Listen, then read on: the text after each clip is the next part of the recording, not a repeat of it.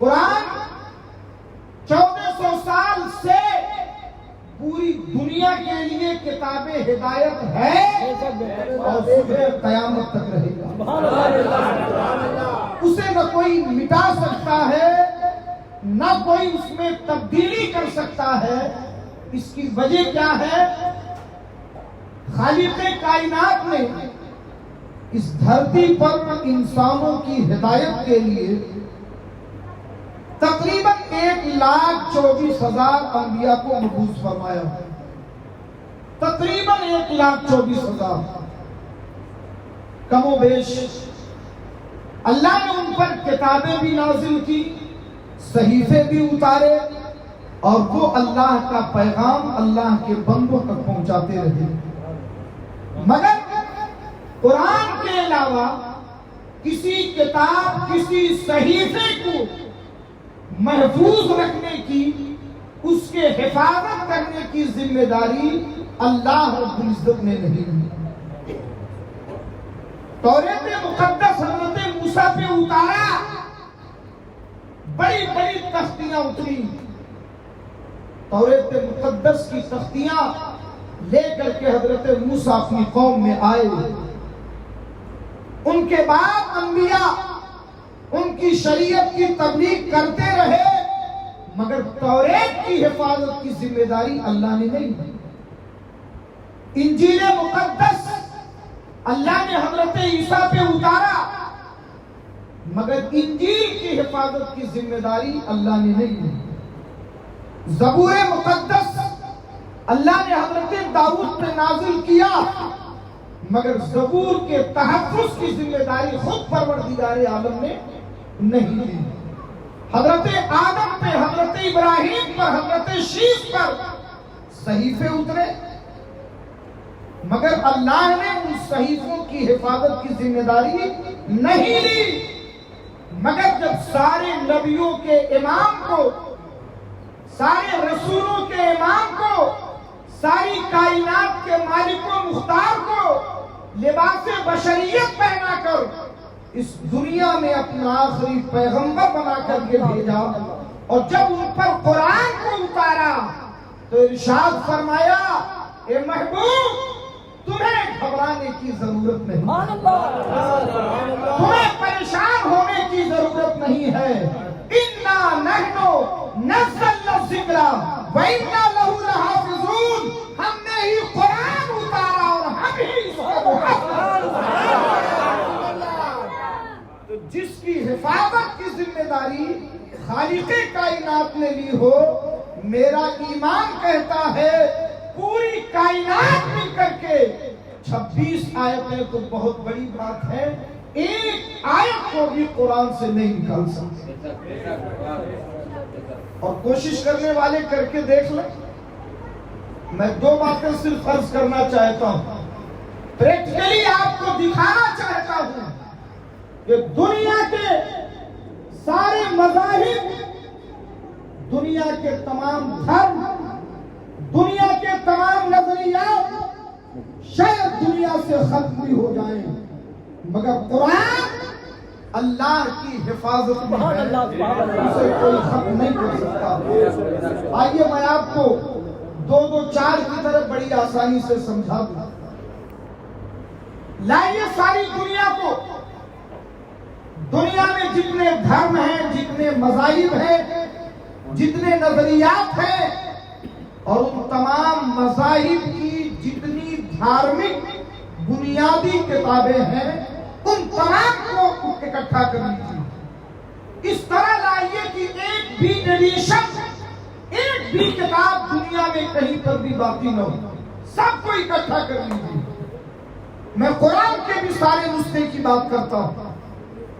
پوری دنیا میں جتنا قرآن ہے سب کو اکٹھا کرو، اور دوسرے دھرم کی جو مذہبی بنیادی کتابیں ہیں انہیں بھی اکٹھا کرو۔ ایک بھی کتاب دنیا میں نہ کسی گھر میں ہو، نہ کسی لائبریری میں ہو، نہ کسی کتب خانے میں ہو، نہ کسی دکان پہ ہو، سب کو لاؤ اور لے جائیے بمبئی کے سمندر میں، سب کو ادب کے ساتھ ڈال دیجئے سمندر میں۔ پانی میں ڈال دیجئے، شاید دنیا کے سارے دھرم مٹ جائیں، سب ختم ہو جائیں گے، مگر اسلام تب بھی نہیں مٹے گا۔ سارے قرآن کے نسخوں کو بھی اگر سمندر کے حوالے کر دو اور پھر کہو کہ یہ قرآن تو دنیا میں آ کے دکھا دے، تم ایک کو پکارو گے، کروڑوں حافظ قرآن کھڑے ہو کے پورا قرآن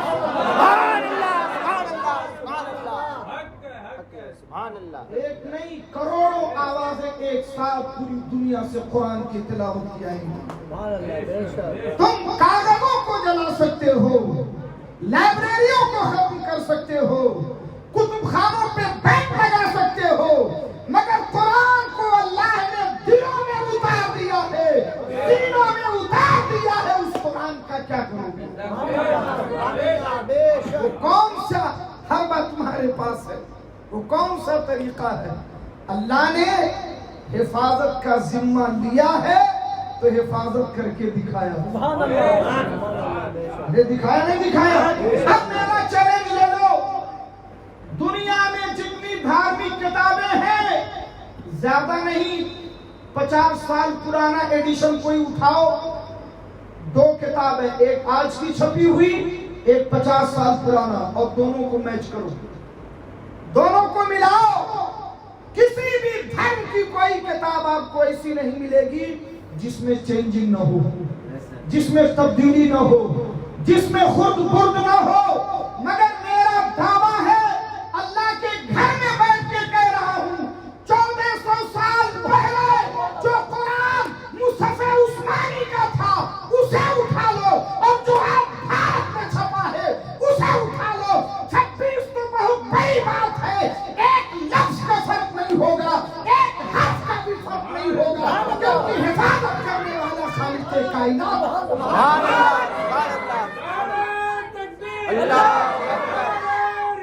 یا رسول اللہ زندہ باد زندہ باد۔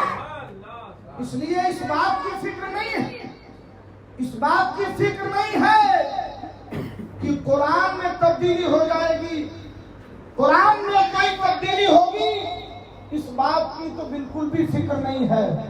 ہاں افسوس اس پر ہے کہ اس کے کچھ غلط نتائج لوگوں کے ذہنوں میں جو اتارنے کی کوشش کی جا رہی ہے، قرآن سے دور کرنے کی۔ بھئی جب مائنڈ میں اتارا جائے گا کہ 26 آیتیں قتل و قتال والی ہیں، جنگ و جدال والی ہیں، ظلم و بربریت والی ہیں، انسانیت کے خلاف ہیں، تو ایک نفرت کا ماحول ہوگا۔ کیا ہوگا؟ ایک نفرت کا ماحول، کتاب الہی کے خلاف نفرت کا ماحول بنانا، اور بھارت میں مسلمانوں کو کٹگھرے میں کھڑا کرنا، ڈیوائیڈ کرنا، اصل میں اس کے پیچھے سیاسی سازش ہے۔ آپ اسے سمجھنے کی کوشش کریں۔ 4-5 ریاستوں میں الیکشن ہونے والے ہیں، اب کہنے کے لیے تو کچھ بچا نہیں رہا، کسانوں نے الگ ناک میں دم کر کے رکھا ہے، مہنگائی اپنے شباب پر ہے، نوکریاں لوگوں کی ختم ہو رہی ہے، دماغ پھیرنے کے لیے کچھ تو چاہیے۔ گودی میڈیا تاک میں بیٹھی ہے، کچھ ملے تو پھر ہم اٹھائیں، پھر مسلمان سڑکوں پہ آئے گا، نعرے لگائے گا، ہجوم نکالے گا، اسی میں کچھ اپنے آدمی کو گھساؤ، ملک مخالف نعرہ لگاؤ اور انہیں کٹگھرے میں کھڑا کرو۔ بات سمجھا؟ تو یہ چیزیں ہیں جو ایک تیر سے کئی شکار کرنے کی کوشش کی جا رہی ہے، مگر میں اپنا ذاتی نظریہ اور اللہ کی رحمت پہ بھروسہ کر کے جو میں نے اب تک سمجھا وہ میں آپ کے حوالے کرنے جا رہا ہوں۔ مجھے ایسا لگتا ہے کہ بھارت میں اسلام کی ایک نئی لہر آنے والی ہے۔ مجھے ایسا لگتا ہے کہ بھارت میں اسلام کی ایک نئی لہر آئے گی، اس لیے کہ ظالم سازش کرتا ہے، ظالم سازش تیار کرتا ہے اپنے دماغ سے اپنے مائنڈ سے اس کی نظر جہاں تک جاتی ہے وہ خطرناک سے خطرناک پلان بناتا ہے، مگر اس کمبخت کو معلوم نہیں کہ دماغ دینے والا تیرا پلان دیکھ رہا ہے۔ اسے یہ خبر نہیں کہ جس نے تیرے دماغ کو پیدا کیا وہ خوب جانتا ہے کہ تیرے دماغ میں کیا چل رہا ہے۔ اس لیے قرآن فرماتا ہے مکروا ومکر اللہ، لوگوں نے مکر کیا، فریب کیا، پلان تیار کیا، ومکر اللہ، اور اللہ نے خفیہ تدبیر فرمائی۔ ظالموں نے مکر کیا اور اللہ نے خفیہ تدبیر کی، واللہ خیر الماکرین، اور اللہ کی خفیہ تدبیر سب سے بہترین ہے۔ آئیے میں دکھاؤں میں نے یہ نتیجہ کیوں نکالا، میں نے یہ کیوں سمجھا کہ انشاءاللہ اب بھارت میں اسلام کی ایک نئی لہر آئے گی۔ بہت ساری لہریں آپ دیکھتے رہے ہیں، مگر یہ اسلام کی لہر ہے، یہ آتی ہے تو جاتی نہیں، سمجھے؟ ہاں، وجہ اس کی یہ ہے کہ قرآن کلام الہی ہے، اس کے اندر دلوں کو کھینچنے کی صلاحیت ہے۔ بس ایک شرط ہے، کوئی قرآن سے قریب ہو کر کے دیکھے، کوئی قرآن کو پڑھ کے دیکھے، کوئی قرآن کو سمجھ کے دیکھے۔ اب ہوا کیا، مکے میں کیا ہوا تھا، اللہ کے رسول پر قرآن اترتا گیا اور مکے کے مشرکین لوگوں کو ڈرانا شروع کیے، ارے ان کی بات نہیں سننا، ان کی باتوں میں جادو ہے، ارے ان کے قریب نہیں جانا، ارے ان کا ایک لفظ نہیں سننا۔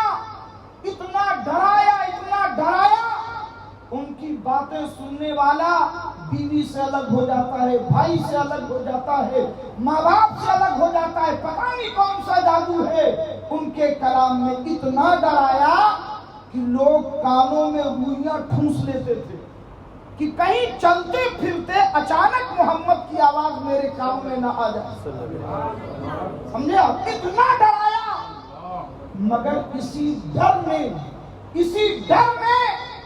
یہ تو ان کا کام تھا کہ ڈرا دیا، یہ ان کا مکر تھا۔ اب اللہ کی خفیہ تدبیر شروع ہوئی، اسی ڈر میں اللہ نے دلوں میں تجسس پیدا کیا، شوق پیدا کیا، ذوق پیدا کیا۔ آخر کہتے کیا ہے محمد، آخر ہے کیا ان کے اندر، آخر کلام کیسا ہے، یار سن تو لو کم سے کم، یار ایک بار ان کی بات تو سنو، آخر وہ کون سا کلام لاتے ہیں، اس کلام میں اتنا دم کیسے ہے، ذرا میں بھی تو سنوں۔ تو یہ جو بھارت میں ڈرایا جا رہا ہے، یہ ڈر ابھی تو ڈر پھیلا ہے، اب قرآن کے قریب ہونے کا شوق پیدا ہوگا، اب قرآن کو پڑھنے کا ذوق پیدا ہوگا۔ آخر یہ 26 آیتیں ہیں کیا، آخر ان پر بیل لگانے کی بات کیوں، آخر اس کے اوپر اتنا واویلا کیوں؟ بھارت میں پاگل نہیں ہیں لوگ، پڑھے لکھے لوگ، سمجھدار لوگ ہیں۔ ہم تو رب کی اس خفیہ تدبیر کو دیکھ رہے ہیں کہ کب شروع ہوتی ہے، ہم تو اس خفیہ تدبیر کو دیکھ رہے ہیں وہ کب شروع ہوتی ہے۔ اور انشاءاللہ جیسے یورپ میں، جس طرح یورپ کے اندر دنیا میں سب سے زیادہ پڑھنے والا دین اسلام ہے، انشاءاللہ بھارت میں بھی سب سے زیادہ پڑھنے والا دین اسلام ہوگا، انشاءاللہ آئے گی۔ تو یہ ہوتا کیا نا، میں آپ کو ایک مثال لے کے سمجھاؤں، جیسے میں ایک ڈبہ لے کے آؤں اور آپ کی نگاہوں کے سامنے لا کے میں نے ڈبہ یہاں رکھ دیا، اب آپ سب کی نظر کی اللہ حضرت یہ کون سا ڈبہ لے کے آئے، ٹھیک ہے؟ اگر آپ سے کوئی یہ کہہ بھی دے وہ ڈبہ مان لو خالی ہی ہو، کچھ بھی نہ ہو اس میں، آپ کو لوگ کہنے لگے ارے اس ڈبے کے اندر اس کے قریب مت بیٹھو، اس میں بم ہو سکتا ہے، اس میں سانپ ہو سکتا ہے، اس میں خطرناک قسم کے وسفوٹک مواد ہو سکتے ہیں، دور رہو۔ تھوڑی دیر کے لیے آپ ڈر کے شاید مسجد کے باہر چلے جاؤ، مگر باہر سے بھی جاننے کی کوشش کرو گے ڈبے میں ہے کیا، ارے بولو ہے کہ نہیں؟ یہ فطری انسان کو اللہ نے جو فطرت دی ہے کہ جس چیز سے تم ڈراؤ گے، جس چیز سے منع کرو گے، جب تک انسان اس کی سچائی کو جان نہ لے، اسے تجسس ہوتا ہے، اسے شوق ہوتا ہے، اسے ذوق ہوتا ہے۔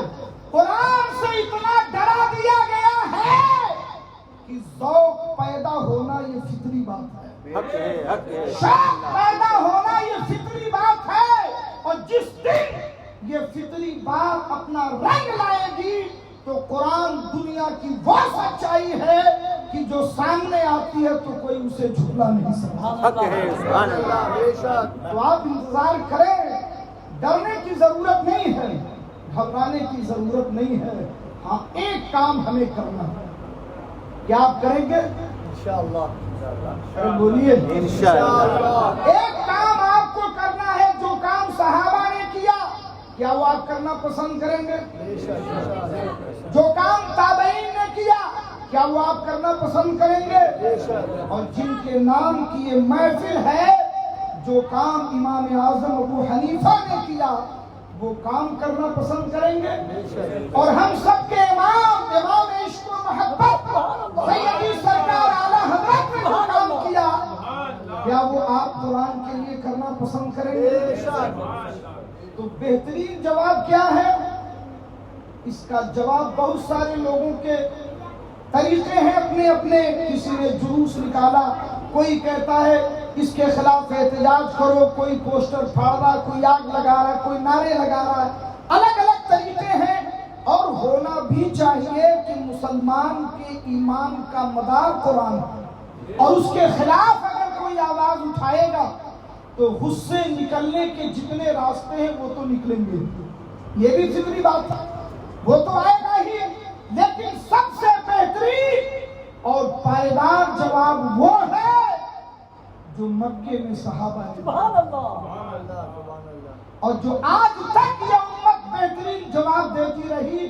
جو اسلاف کا طریقہ ہے نا، اس سے بہتر کوئی جواب نہیں ہو سکتا۔ وہ کیا ہے کہ اگر آپ چاہتے ہو کہ قرآن کے مخالفین کو، قرآن پر اعتراض کرنے والوں کو، اگر آپ چاہتے ہیں کہ ان کو قرار واقعی سزا دیں اور اس اعتراض کا شاندار جواب دیں، تو سب سے پہلا کام یہ کرو کہ خود قرآن پڑھنا سیکھ لو۔ سب سے پہلا کام یہ کرو، قرآن مقدس کو صحیح تلفظ کے ساتھ پڑھنا سیکھ لو، اس لیے کہ بغیر اس کے آپ کی نمازیں بھی نہیں ہو سکتی۔ سب سے پہلے قرآن پڑھنا سیکھو۔ لوگ کہتے ہیں بڑا مشکل ہے، کام دھندے کا معاملہ، عمر ہو گئی 60-70 سال، اب کہاں جائیں مدرسے میں ایڈمیشن لینے، کہاں جائیں مولانا صاحب کے پاس؟ میں کہتا ہوں کہ اگر آپ رات کو سوتے وقت 3 گھنٹے کی لمبی فلم دیکھ سکتے ہیں، آدھے گھنٹے سے زیادہ نیوز چینلوں پہ نیوز سن سکتے ہیں، سیریل اور گانے دیکھ سکتے ہیں، تو کیا 15-20 منٹ اللہ کی کتاب کو پڑھنا سیکھنے کے لیے نہیں نکال سکتے؟ آپ نکال سکتے ہیں اگر آپ کے اندر غیرت ایمانی بیدار ہے، ضرور نکال سکتے ہیں۔ یہ علماء، یہ مسجدیں، یہ مدرسے، یہ اسی لیے ہے کہ آپ تک دین پہنچایا جائے، آپ دین سیکھیے ان سے۔ اللہ کے رسول نے فرمایا خیرکم من تعلم القرآن وعلمہ، تم میں سب سے بہتر وہ ہے جس نے خود قرآن سیکھا اور دوسرے کو سکھا دیا۔ بات سمجھ میں آئی؟ قرآن سیکھنے سکھانے کی تو کوئی قیمت ہی نہیں، کوئی قیمت نہیں۔ آج ہمارے یہاں مسجدوں میں، مدرسوں میں 10-15 ہزار روپے دے کر ہم سمجھتے ہیں کہ ہم نے بہت بڑی رقم دے دی مولانا صاحب کو، امام صاحب کو۔ آپ جس امام کی بات کرتے ہیں، جس امام کی تقلید کرتے ہیں، امام اعظم ابو حنیفہ، ان کے صاحبزادے کو ایک استاد نے سورہ فاتحہ پڑھنا سکھایا. کیا سکھایا؟ صرف سورہ فاتحہ، ایک سورہ. امام ابو حنیفہ نے اسے 1000 درہم دیا. کتنا؟ ارے بولیے. 1000 درہم. درہم چاندی کے سکے ہوتے تھے اس زمانے میں، ٹھیک ہے، دینار سونے کا ہوتا تھا، درہم 1000 سکے چاندی کے لاکھوں سے زیادہ ہو جائیں گے. ارے بولیے، ہوں گے نہیں؟ 1000 سکے تقریباً 2-2.5 کلو چاندی بن جائے گی، جو بھارت کی رقم میں 1 لاکھ سے زیادہ بنے گا. اتنا آپ نے صرف ایک سورہ میں دے دیا. تو وہ مولانا صاحب جو سورہ فاتحہ پڑھائے تھے خوش تو بہت ہوئے، مگر انہوں نے کہا کہ حضور ایک تو اتنا زیادہ پیسہ ملا، دوسرے ایک مولوی نے دیا، ایک عالم نے دیا، ایک مفتی نے دیا، ایک مجتہد نے دیا جو خود عالم ہے، وہ ایک عالم کو اتنا بڑا نذرانہ دے رہے. تو انہوں نے کہا کہ حضور یہ اتنی بڑی رقم. آپ نے فرمایا کہ جو میں نے دیا وہ ختم ہو جائے گا، مگر جو تو نے دیا ہے وہ حق ہے. بات سمجھ میں آئی؟ تو میرے عزیزوں، پہلا کام یہ کرو، عہد کرو. جماعت رضائے مصطفیٰ کے اس پلیٹ فارم سے میں آپ کو دعوت دے رہا ہوں، اب تک اگر قرآن نہیں پڑھ سکے تو خدا کے واسطے قرآن پڑھنا سیکھیں. ارے بولیے، سیکھیں گے آپ؟ سبحان اللہ. یہ امام صاحب ہیں، مؤذن صاحب ہیں، یا جو بھی یہاں علماء خدمت کرتے ہیں، ان سے ملیے، ان سے سیکھیے، تھوڑا ٹائم نکال. اور اگر اس کے باوجود آپ ٹائم نہ نکال سکے تو جماعت رضائے مصطفیٰ نے آپ کے گھر تک، آپ کی آفس تک، آپ کہیں بھی رہیں، آپ تک قرآن کی تعلیم پہنچانے کا ایک آن لائن شاندار انتظام کیا. بولیے، چاہیے آپ کو؟ گھر بیٹھے قرآن سیکھیں، آفس میں ہے قرآن سیکھیں، ٹرین میں ہے قرآن سیکھیں، آپ کہیں پر بھی ہیں آپ قرآن سیکھ سکتے ہیں. بس 15-20 منٹ کا ٹائم آپ کو دینا ہوگا. اب اس سے زیادہ آسانی اور کیا کی جائے؟ ارے بولیے. آپ مسجد میں آ سکتے ہیں تو مسجد میں آئیں، مدرسے میں جا سکتے ہیں تو وہاں جائیں، اور اگر یہ بھی نہیں ہو سکتا تو جہاں ہے وہیں قرآن سیکھیں. جماعت رضائے مصطفیٰ بہت جلدی انشاءاللہ آپ کو یہاں سے بتایا جائے گا. آپ ایک فارم بھریں گے اور آپ کا نام سلیکشن کر کے، اور اس کے بعد آپ تک قرآن مقدس کی تعلیم، ہر بندے تک قرآن کی تعلیم پہنچانے کا مشن جماعت رضائے مصطفیٰ نے اٹھایا ہے. ٹھیک ہے؟ تو پہلا کام یہ کریں کہ سب قرآن پڑھنا سیکھ لو، اور دوسرا کام یہ کرو کہ اسلام نے کسی تعلیم کی مخالفت نہیں کی.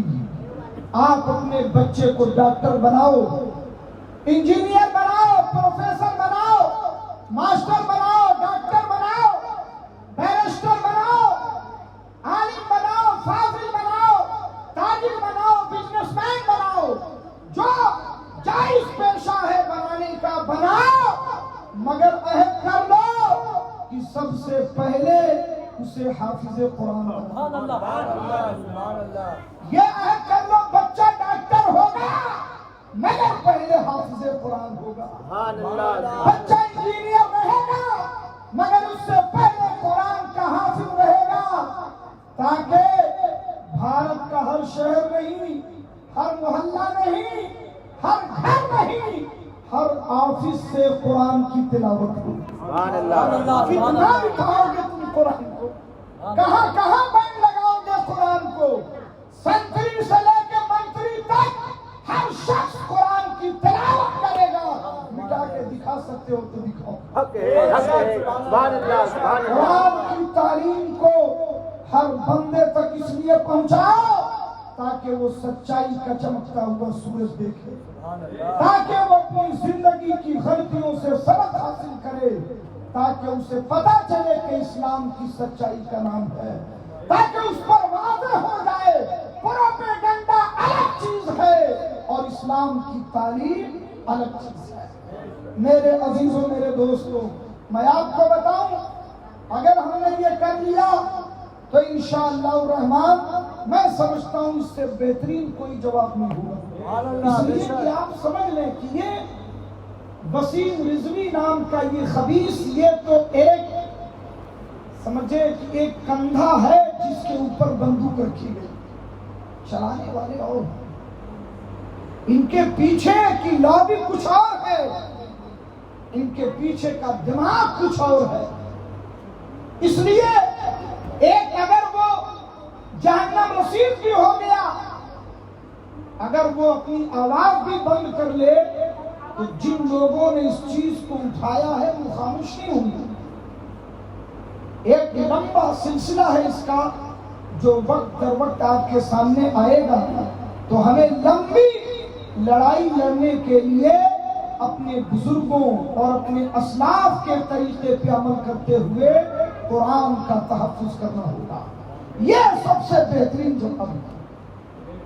امام اعظم ابو حنیفہ جن کے نام سے آپ نے اس محفل کو منسوب کیا ہے، سب سے زیادہ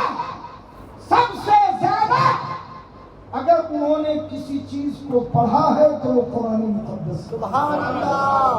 اتنے بڑے امام، ہزاروں نہیں لاکھوں کی تعداد میں ان کے جزئیات، مسائل کے انباء، سینکڑوں شاگرد پیدا کیے، بڑی بڑی کتابوں میں آپ سے استفادہ کر کے جزئیات لکھے گئے۔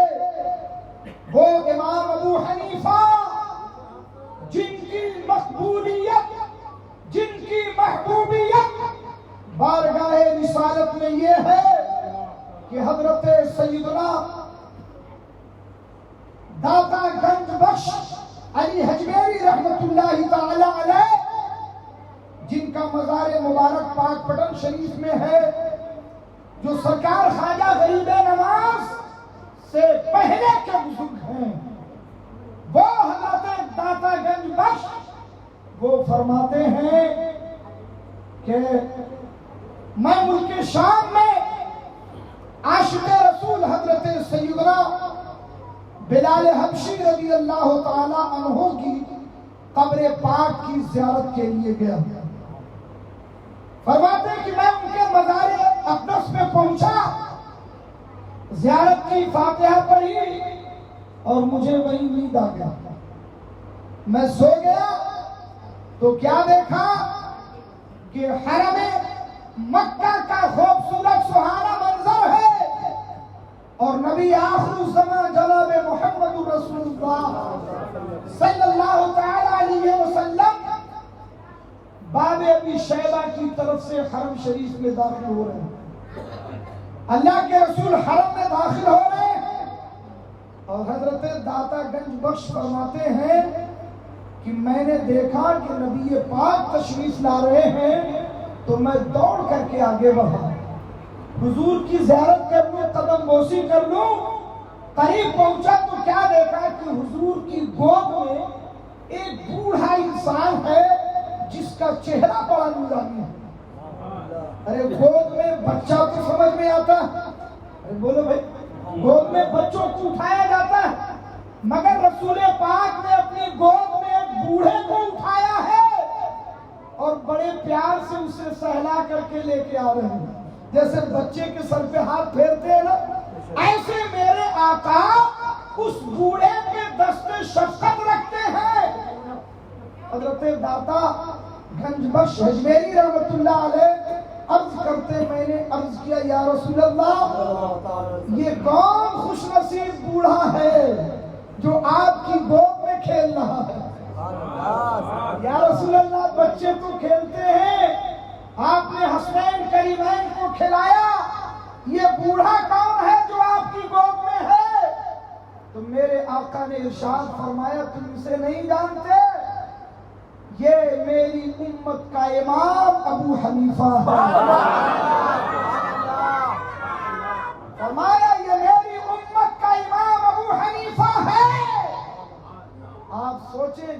پیارے مصطفیٰ گود میں لے کر ان کی محبوبیت مقبولیت کو ہم جیسے کمیل کیا بیان کر سکتے ہیں؟ عرض یہ کرنا ہے کہ یہ جواب دیجئے جو آپ کے لیے بھی ہدایت ہو اور دوسروں کے لیے بھی ہدایت کا سبب بنے. ٹھیک ہے؟ باقی یہ احتجاج، یہ جلسے، یہ پوسٹر، یہ نعرے یہ 2-4 دن کے بعد ختم ہو جاتے ہیں. جواب وہ دیجئے جو ختم نہ ہو. سمجھ میں آئی بات؟ بس میں یہی آپ سے عرض کرنا چاہتا ہوں. امام اعظم ابو حنیفہ رحمت اللہ تعالی علیہ اپنے زمانے کے بہت بڑے فقیہ، بہت بڑے عالم، بلکہ امت محمدیہ کے سب سے بڑے مجتہد ہیں، ائمہ اربعہ میں سب سے بڑے امام ہیں.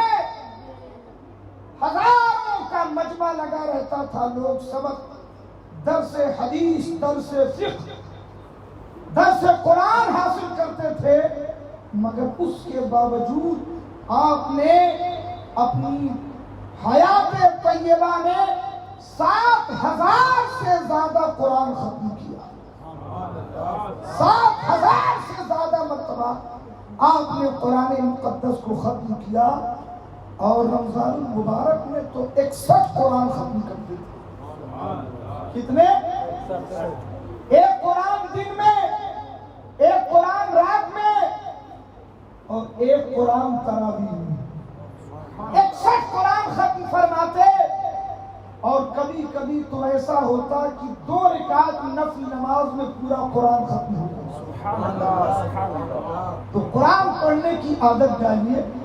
ہمارے امام عشق و محبت سیدی سرکار اعلیٰ حضرت رضی اللہ تعالیٰ عنہ ابتدائی کچھ زمانے میں حافظ قرآن نہیں تھے. 14 سال کی عمر میں ہی مفتی بن کے فتویٰ دینے لگے. والد گرامی نے کام پہ لگا دیا. پھر جو کام کے ہجوم تھے، پوری دنیا سے جو استفتے آتے، تو خود فرماتے کبھی کبھی 500 سوالات ایک دن میں اکٹھے ہو جاتے. اتنے ساری دنیا سے استفتے آتے، سوال کرنے والے سوال کرتے. مگر ایک خط آیا، اس خط میں اور سب القابات کے ساتھ آپ کو حافظ بھی لکھ دیا تھا. حافظ، حالانکہ اعلیٰ حضرت اس وقت تک حافظ نہیں تھے. یہ بات دل پہ لگی، اور صرف اس لیے کہ ایک مسلمان نے جو کہہ دیا ہے وہ غلط نہ ہونے پائے، وہ مسلمان جھوٹا نہ ہونے پائے، اسے جھوٹ سے بچانے کے لیے آپ حافظ قرآن بن گئے. اور کیسے بنے حافظ قرآن؟ رمضان شریف کا مہینہ قریب تھا. آپ نے فرمایا تراویح میں سناؤں گا. لوگوں کو حیرت ہوئی، حضرت حافظ تو ہے نہیں. فرمایا تراویح میں سناؤں گا. دن میں 1 پارہ تلاوت کرتے، وہی رات میں تراویح سنا دیتے. ایک مرتبہ قرآن مقدس کو حفظ کی نیت سے پڑھتے اور رات میں وہی تراویح سنا دیتے.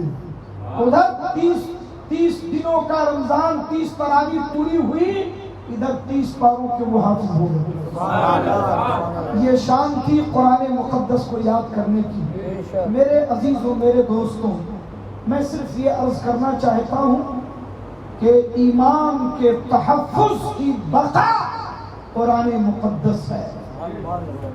سارے اسلامیات کا دار و مدار وحی الہی پر ہے. اس لیے اس کے تحفظ کے لیے ہمیں بیدار ہونا چاہیے. قرآن کی تعلیم کو عام کیجیے. اس میں دلوں کے کھینچنے کی صلاحیت ہے. ایک بڑا ہی دلچسپ واقعہ یاد آیا، اسی کو سنا کے اپنی بات ختم کر دوں، کیونکہ میں ذاتی طور پر اس بات کا قائل نہیں کہ بڑی لمبی گفتگو ہے. میرا اپنا مزاج یہ ہے کہ باتیں کم ہو مگر عمل زیادہ ہو. تھوڑا سنیے مگر اسے یاد رکھیے اور عمل کیجیے. ٹھیک ہے؟ آخری بات عرض کرتا ہوں، میں نے کہا تھا نا کہ قرآن میں دلوں کے کھینچنے کی صلاحیت ہے، ٹھیک ہے؟ صرف ایک واقعہ آپ کو سناتا ہوں۔ قرآن مقدس کا اعجاز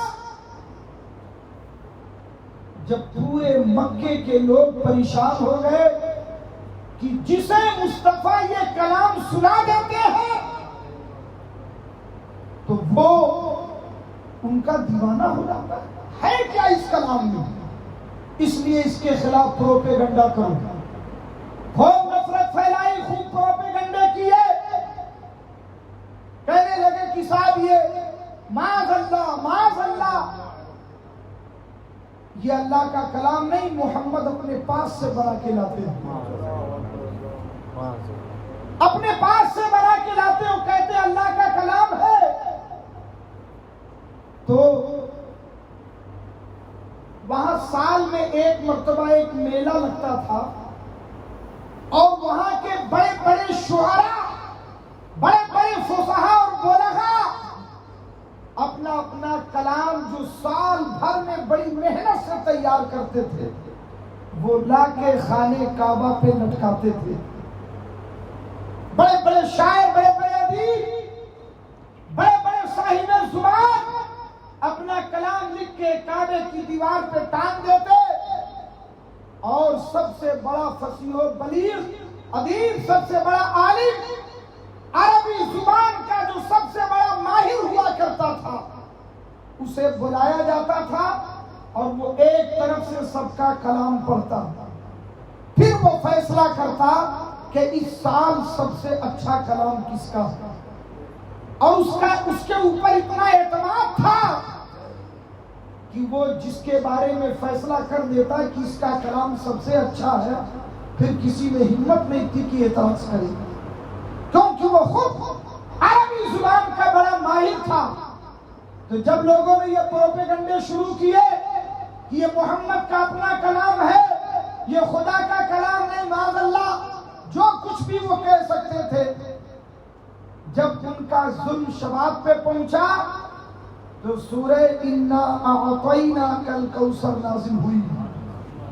اللہ کے رسول نے ایک صحابی رسول سے فرمایا اسے لے جا کر دھیرے سے خانے کعبہ کی دیوار میں ٹانگ دو۔ چھوٹی سی سورہ کوثر، جہاں بہت سارے شعراء کے کلام لگے تھے، وہی ایک طرف سورہ کوثر بھی ٹانگ دی گئی، لکھ کر کے لٹکا دیا گیا۔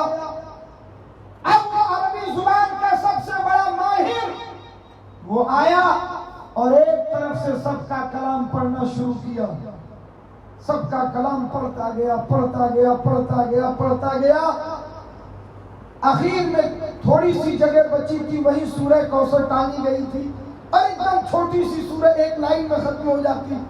لوگوں کے بڑے بڑے کلام تھے، ایک چھوٹی سی سورہ ٹنگی ہوئی تھی۔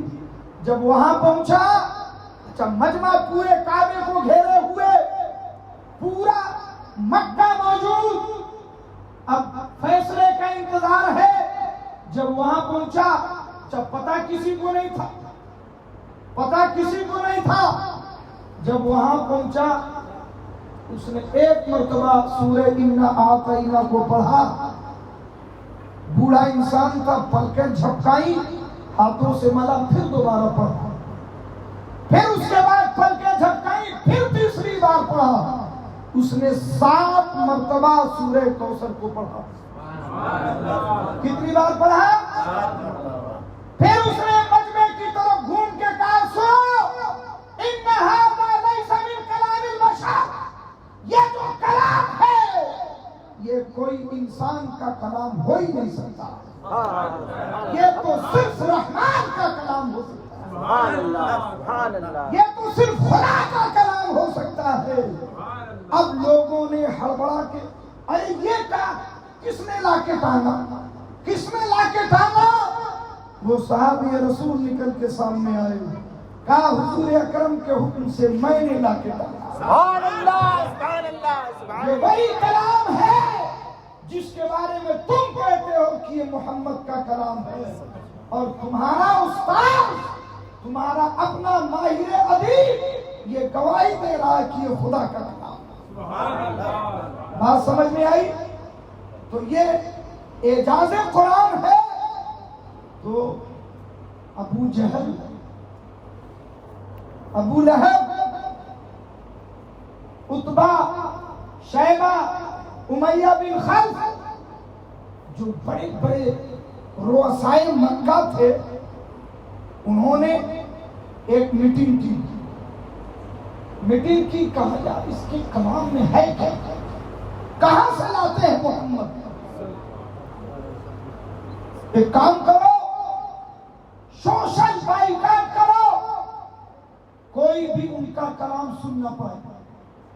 اور اللہ کے رسول سید عالم صلی اللہ علیہ وسلم رات کے وقت قرآن مقدس کی تلاوت بآواز بلند فرماتے، تو چپکے سے آ کر کے کفار و مشرکین سنتے تھے کیا پڑھ رہا ہے۔ کوئی چادر اوڑھ کے، کوئی کمبل اوڑھ کے، کوئی اپنا چہرہ باندھ کر، تو وہ چپکے سے آ کے رات کی تاریکی میں سنتے تھے۔ اب ان لوگوں نے ایک میٹنگ کی کہ کوئی محمد کا کلام نہیں سنے گا، بالکل پابندی لگا دو ورنہ اسلام بڑھتا جائے گا۔ رات کی تاریکی چھا گئی، اللہ کے رسول نے سورہ رحمان کی تلاوت شروع کی، قرآن مقدس کی۔ بعض روایتوں میں دوسری سورہ کی بات ہے، قرآن مقدس کی ایک سورہ کی روایت، ایک سورہ کی تلاوت شروع فرمائی،